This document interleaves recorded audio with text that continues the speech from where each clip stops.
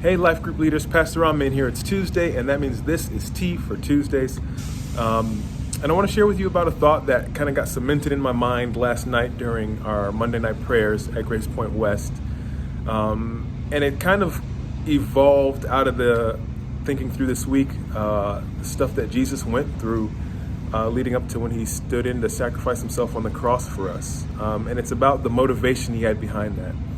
There's this verse in the Psalms where it says that God made his ways known to Moses and his deeds known to the children of Israel. Ways versus deeds. You can know the stuff that God did, those are his deeds, and you can know why he did it. Those are his ways. I think about that verse in Hebrews where it talks about Jesus forsaking the scorn of, or enduring the scorn of the cross because of the joy that was set before him. He was propelled and motivated by the joy of getting us back. There's verses in the Old Testament where God uses emotional words to describe himself. He says, I'm the God whose name is jealous. I'm jealous for you. And you look at the root word that they use there, it means, if you look in a Hebrew lexicon, it says jealous like a wife is for their husband. God's got these feelings and feelings towards us. I don't know about you, but it's been very easy for me to create a stoic Christianity and a stoic God.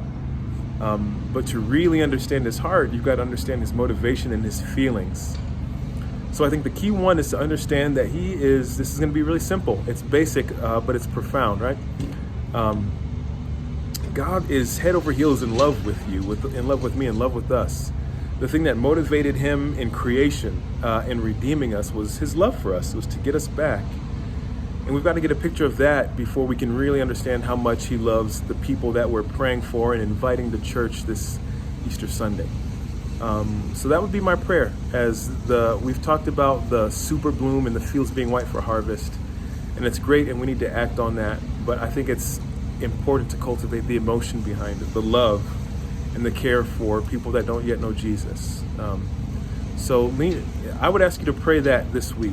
Lord, show me your feelings towards maybe a person that you know that's lost, towards the community around me. What are your feelings, God? And let him reveal those to your heart, and you'll start feeling the same feelings that he does towards them, okay? I know it's not something we often talk about at church's feelings, but I think it's important. God has feelings. He gave them to us for a reason, and they're used to propel and motivate us to good works, okay?